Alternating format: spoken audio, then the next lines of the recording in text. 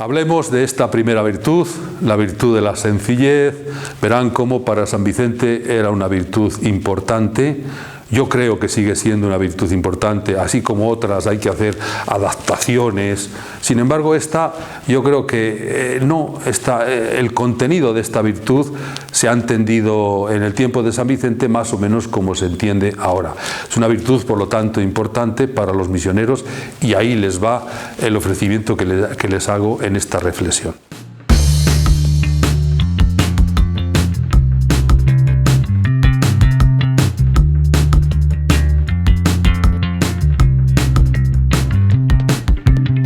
Tenemos la virtud de la sencillez representada en esta piedra. Vamos a hablar entonces de ella. Que vuestro sí sea sí y vuestro no sea no. Lo que pasa de ahí procede del maligno. Estas palabras de Jesucristo nos sitúan en el escenario de la sencillez. Ahí está la sencillez. Y estas palabras contrastan mucho con el contexto social y político del siglo XVII francés, dado al artificio, a la doblez, al falso respeto humano. La indumentaria de la época era una indumentaria rebuscada, puños, pelucas, tacones, plumas, todo esto lo hemos visto en películas, ¿no? La vanidad ganaba el terreno al sentido común y a la sencillez.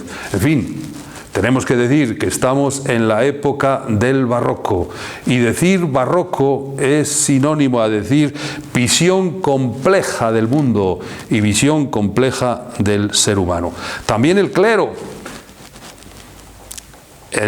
y los religiosos participaban de esta tendencia grandiosa, grandilocuente, complicada, alambicada.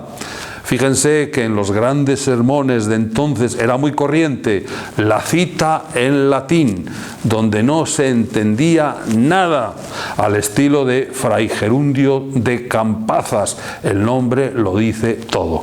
Pues bien, frente a esta mentalidad social, San Vicente se enroló en otro camino distinto, más auténtico, mucho más evangélico, el camino de la sencillez.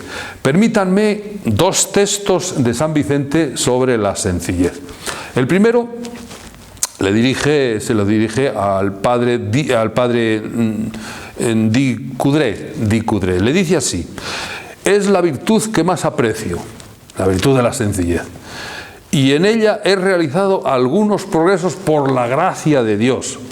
Es sorprendente que Vicente diga que ha realizado algunos progresos, porque el estilo suyo no es ese.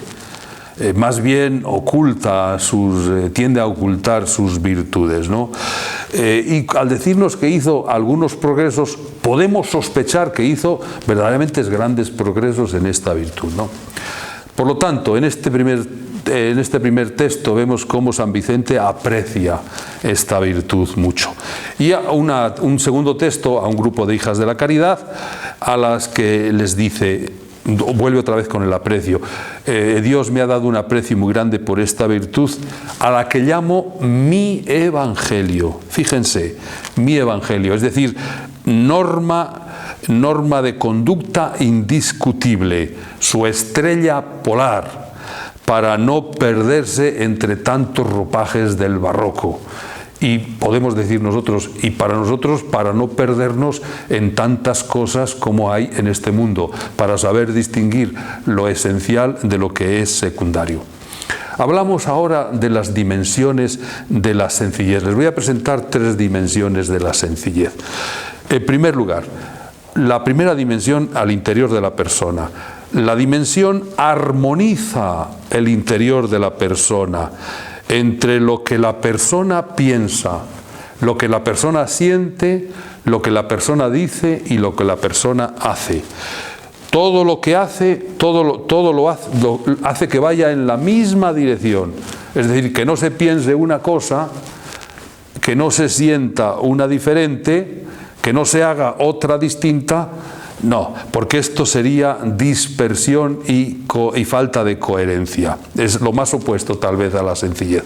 La persona sencilla busca la coherencia en la verdad.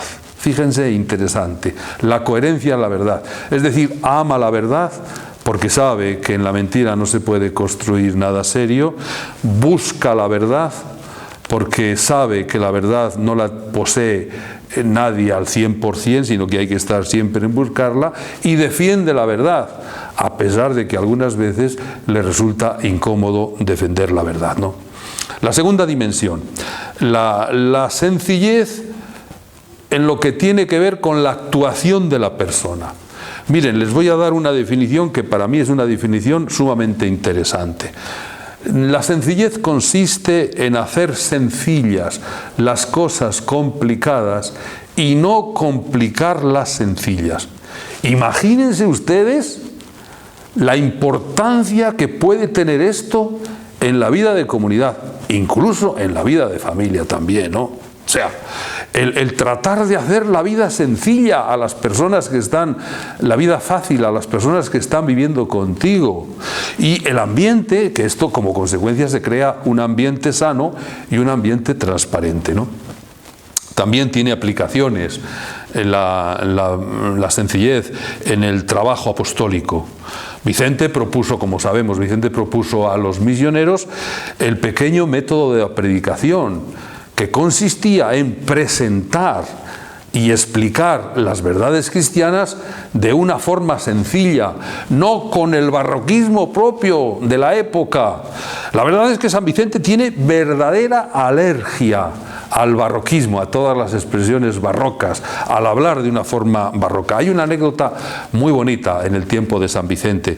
Dice que un misionero pues tenía esta afición a predicar barrocamente, al estilo barroco, ¿no?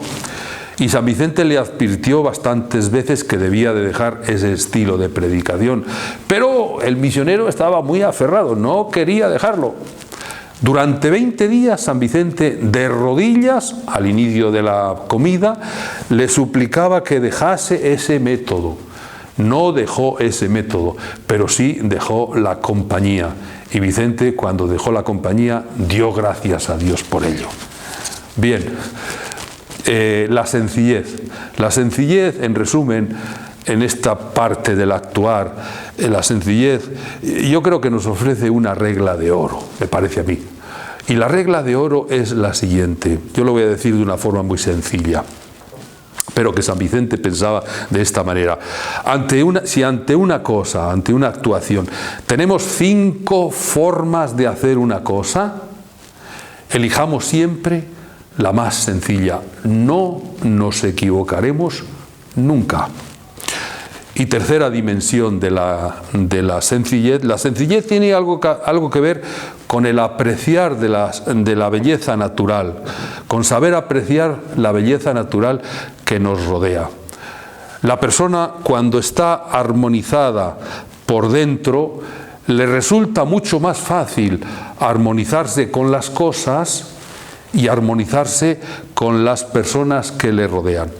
La sencillez abre nuestros ojos y nuestra mente para apreciar la grandeza, la importancia y la belleza de las cosas que nos rodean, para apreciar el aire que tenemos, que es tan esencial para nuestra vida, el sol, hoy está alumbrando un sol magnífico, para apreciar los paisajes, para alegrarnos por la maravilla que somos de oír, de sentir, de andar, de caminar, de vivir, de amar, en definitiva, ¿no? Solo la persona sencilla puede percibir todo lo que le rodea como un inmenso regalo de Dios y desde ahí decir al Señor: gracias, Señor, por lo que has hecho por mí.